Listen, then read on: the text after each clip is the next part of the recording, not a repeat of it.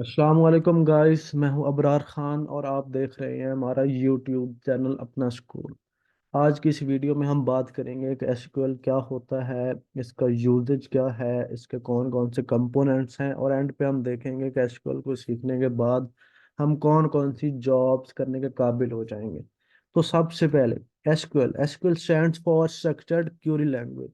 ये इसकी full form है, स्ट्रक्चर्ड क्वेरी लैंग्वेज।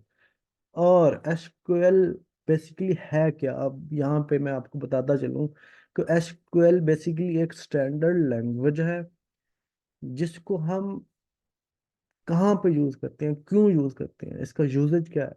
इसको हम यूज करते हैं रिलेशनल डेटाबेसेस को बनाने के लिए। अब रिलेशनल डेटाबेसेस कौन सी होती है वो मैं आपको दिखा दूं। ये इस तरह की कुछ डेटाबेसेस होती हैं जिनमें हम डेटा स्टोर करते हैं टेबल्स की फॉर्म में, और फिर उन टेबल्स के दरमियान आपस में रिलेशन होता है। ये देखें यहाँ पे, अगर मैं आपको दिखा सकूं तो इस तरह की डेटाबेसेस को बनाने के लिए हम क्या करते हैं, एसक्यूएल का यूज करते हैं।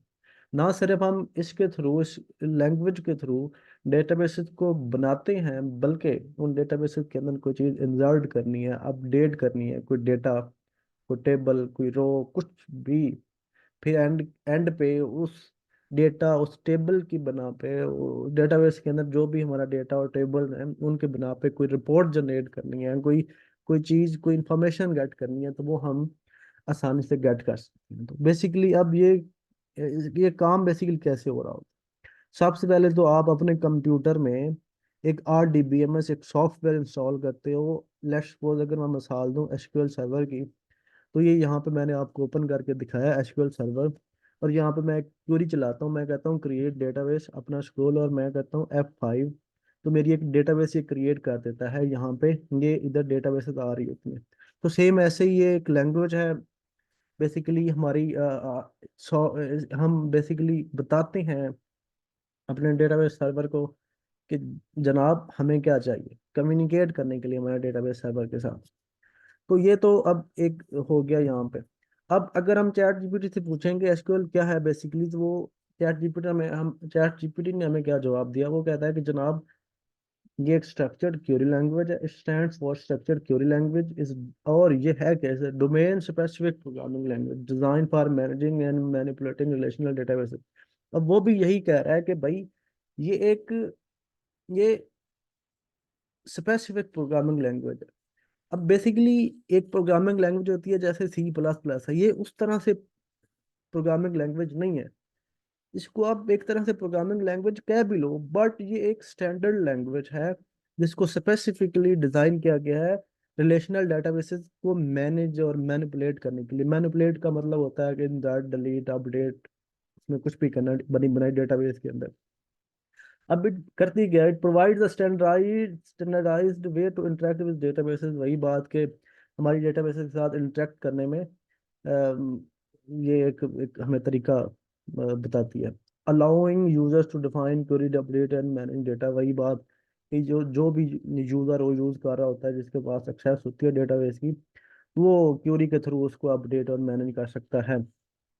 और इसको हम यूज कहाँ पे करते हैं, ये आप इस चीज को स्पेसिफिक देखें कि इसको नॉन रिलेशनल डेटाबेसेस बनाने के लिए या मैनेज करने के लिए हम इसको यूज नहीं कर सकते। यहाँ पे स्पेसिफिक ये लिखा हुआ है कि रिलेशनल डेटाबेसेस RDBMS, जिनके अंदर टेबल्स की फॉर्म में डेटा होता है और उन टेबल्स के दरमियान आपस में रिलेशन होते हैं। और इनकी वो मिसालें दी हुई हैं कि माई एसक्यूएल, आप एक RDBMS सॉफ्टवेयर को यूज कर सकते हो, पोस्ट ग्री एसक्यूएल को, और MS एसक्यूएल सर्वर को, और ओरेकल डेटाबेसेस को।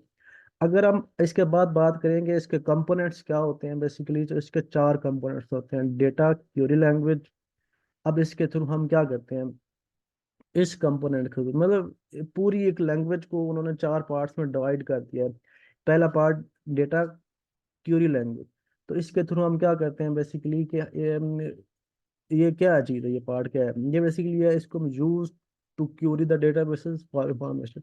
कोई आपने इंफॉर्मेशन गेट करनी है, लेट्स सपोज कोई रिपोर्ट, लेट्स सपोज कुछ भी, तो ये वो पार्ट है। जैसे जैसे सिलेक्ट की क्यूरी हम लगाते हैं कुछ भी डेटा फैच करने के लिए, तो ये जो भी उस तरह की क्यूरीज होंगी वो इस कैटेगरी के अंदर आ जाएंगी। फिर दूसरा जो उसका कंपोनेंट है वो है डाटा डेफिनेशन लैंग्वेज डीडीएल, इसके थ्रू हम क्या करते हैं, is use to define and manage structure of the databases.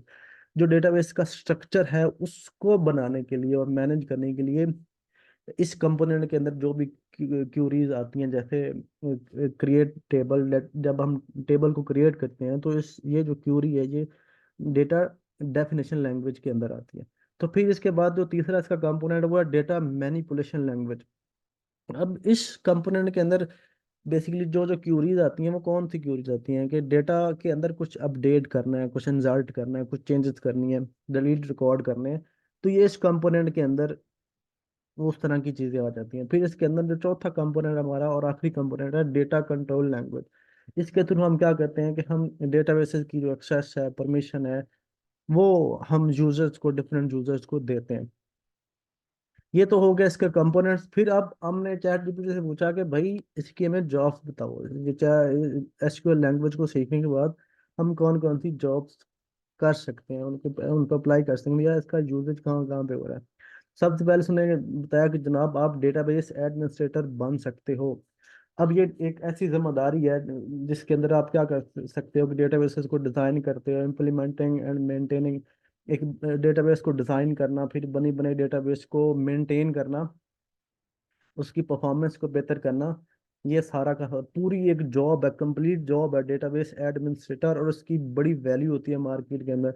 फिर आप डेटा एनालिस्ट बन सकते हो, फिर उसके बाद आप बिजनेस इंटेलिजेंस डेवलपर की जॉब कर सकते हो। इस चीज को सीखने के बाद डेटा इंजीनियर बन सकते हो, फिर सॉफ्टवेयर डेवलपर। अब कोई भी सॉफ्टवेयर बनता है तो जाहिर सी बात है उसके पीछे की डेटाबेस कनेक्ट होती है। अगर वो सॉफ्टवेयर डायनामिक सॉफ्टवेयर है तो उसके अंदर बैकएंड पे डेटाबेस होगी, तो उस डेटाबेस को मैनेज करने के लिए स्पेसिफिक बंदे उन्होंने रखे होते हैं।